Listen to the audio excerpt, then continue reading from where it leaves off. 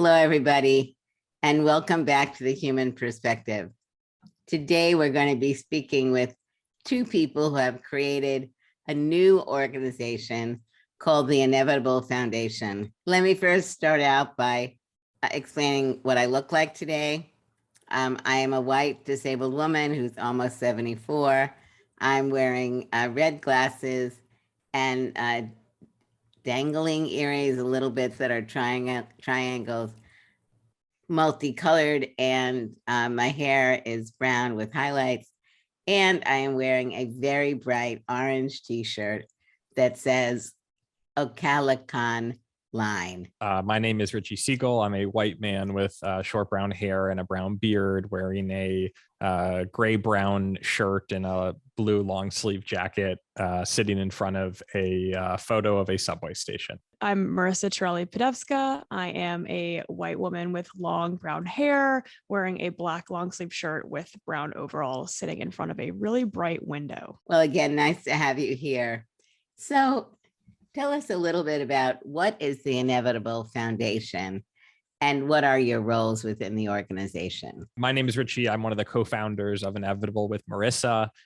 We started January 1st of this year, so we're about 11 and a half months old at this point.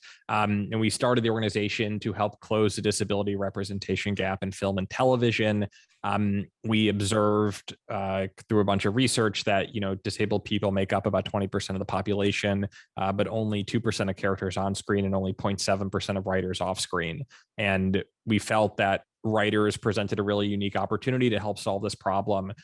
So we're focused on funding and mentoring mid-career disabled screenwriters and using them kind of as a bully pulpit to change the state of disability representation in film and television.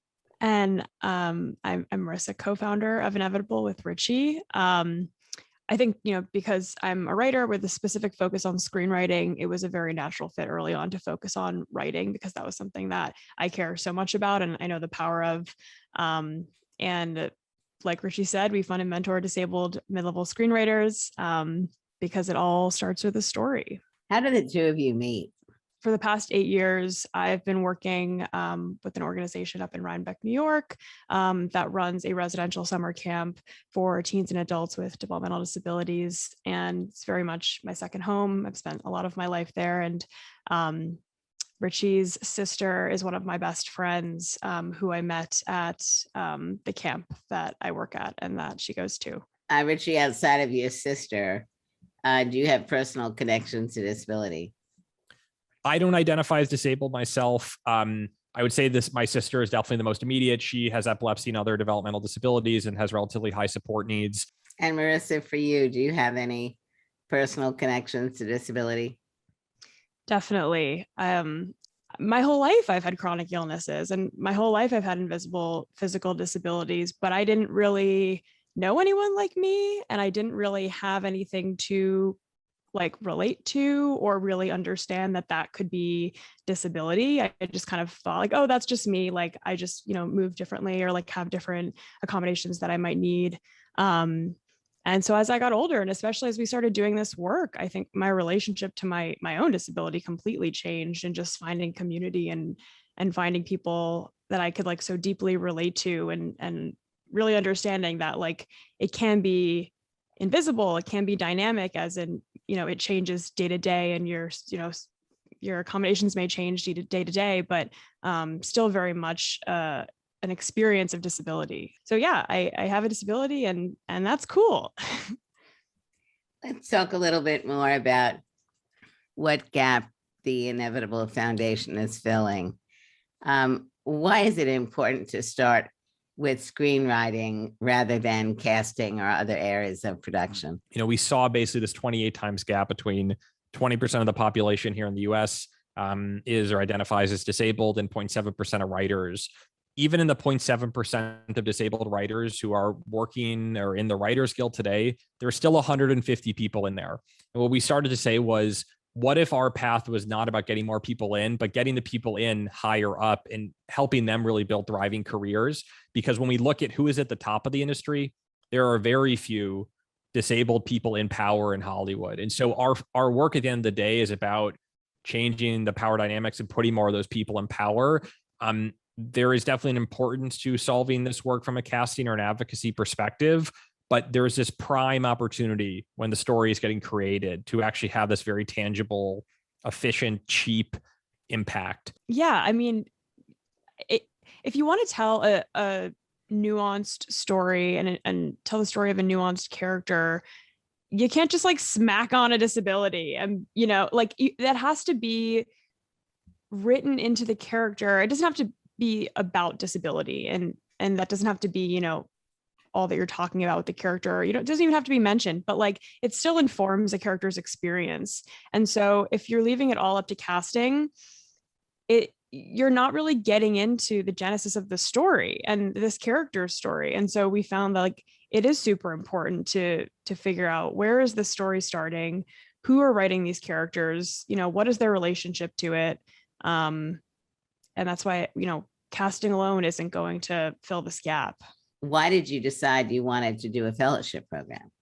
I think we kind of looked at, okay, if we've gotten to the place where we say we want to focus on writers and we're focused on mid-career writers to kind of solve this problem, I think it quickly went to like, what do they actually need to succeed and what does that look like? And I think the first thing was money, and the fellowship is a $25,000 grant along with a lot of bespoke mentorship, workshops, connections. So it takes place over about 6 months. And we felt that like $25K was like a significant place to start. It's meant to cover about 6 months of living expenses that often would allow a fellow to kind of pursue screenwriting full time. I think like many screenwriters, and you layer on, disability as well, like some of the biggest benefits of this are just giving people the time and space to get rid of the other jobs they're working on, or just be able to write, because so much of this happens on weekends and late nights and early mornings, and the actual like time of the day to spend on this makes a huge difference. So the money was part one.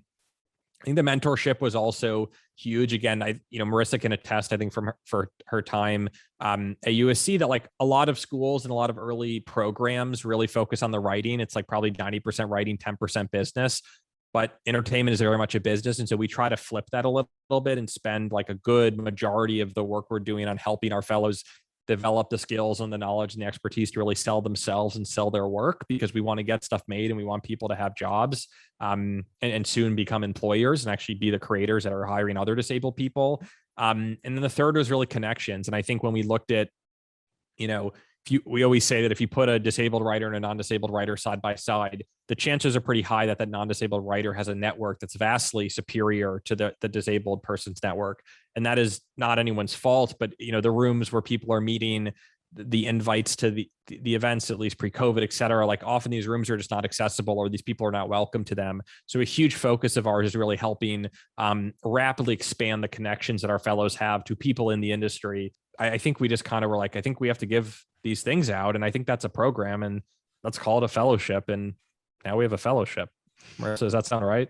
It sounds right. The only thing I'll add to that I think about is it costs a lot of money to be disabled, whether that's, in my case, physical therapy, or for someone else, sign language interpreters or personal assistants. Like these things cost money. And so to have something like a $25K grant to be able to cover those things for a certain amount of time, it makes a difference. And I think a lot of non-disabled people don't realize how much money it can cost day to day. What would you say you've learned thus far? The progress that you're making, and where do you see some of the barriers? When we started, we had this dual mission of funding and mentoring disabled screenwriters and increasing the amount of disabled characters on screen. And when we had that second part, people kept saying in the industry, hey, that's great, but like, I don't have any disability stories that I need your fellows for. So we dropped it and kind of got to this place of like, we're about centering disabled writers in the work.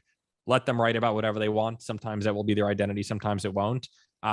But our goal is to like build an army of disabled writers, producers, showrunners working at the highest levels of the industry. And we think we'll have a trickle up effect of representation on screen, but that isn't explicitly our mandate. The other lesson I would share is that I think, when we started, we had this idea of like really starting to scale up the numbers quickly. So, it's 4 fellows this year, then it's 8 next year, then it's 16 the following year. And I think probably one of the big lessons person I've learned is just how hands-on it is important to be to really make each fellow successful and help them get the most out of it. And so I think we actually will probably give out less fellowships than we thought. And instead of giving more out to more people's, go deeper with the existing people that we have to make sure they really are building a thriving career, which is what our focus is. And in terms of the barriers, I mean, the number one thing that comes to mind is just disability being left out of the diversity conversation. Usually, if it is included, it's the last thing on the list.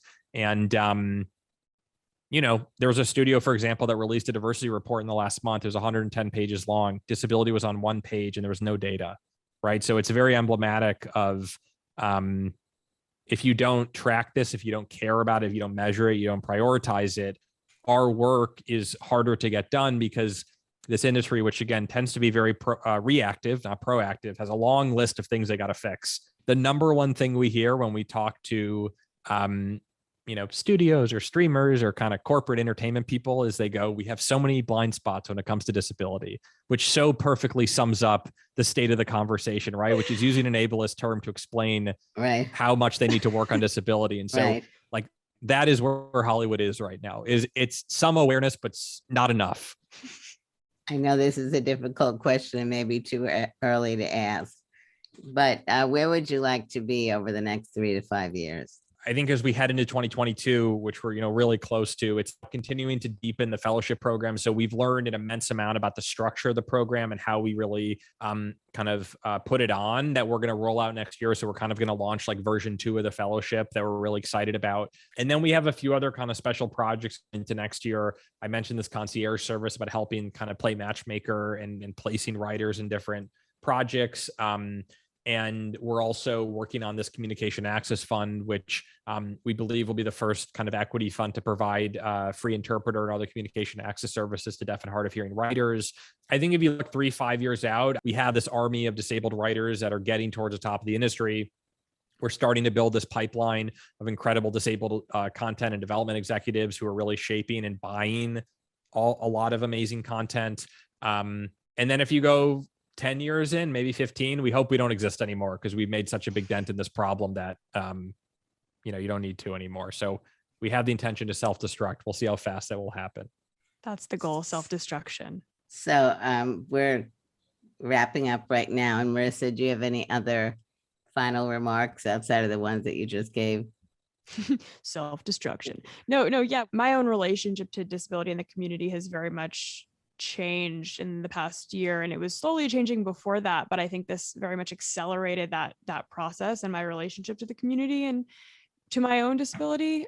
Disability is so broad and a lot of people don't realize that, and that's been another amazing thing about doing this work, is having people realize that and understand that disability is so many things. There's so many different experiences of it, and I think a lot of people who maybe don't know any disabled people think, oh, disability is just you're a wheelchair user. And like, that's the only experience that maybe exists, or, you're autistic, but there's so many different ranges of even those experiences. And it's been, amazing to connect those dots for people and for myself, and to find that community. And I love meeting with all of our fellows because we all have very different experiences. Right. And I think we've learned a lot from each other. Well, I'd like to thank you both and look forward to learning more about the work that you will be doing in the future and how your work is continuing to influence the field and bringing more voices of disabled people into writers' rooms to be able to write more authentic work that is inclusive of disability. So thank you both. Thanks so much for having us, Judy. It's an honor. Yeah, thank you so much for having us.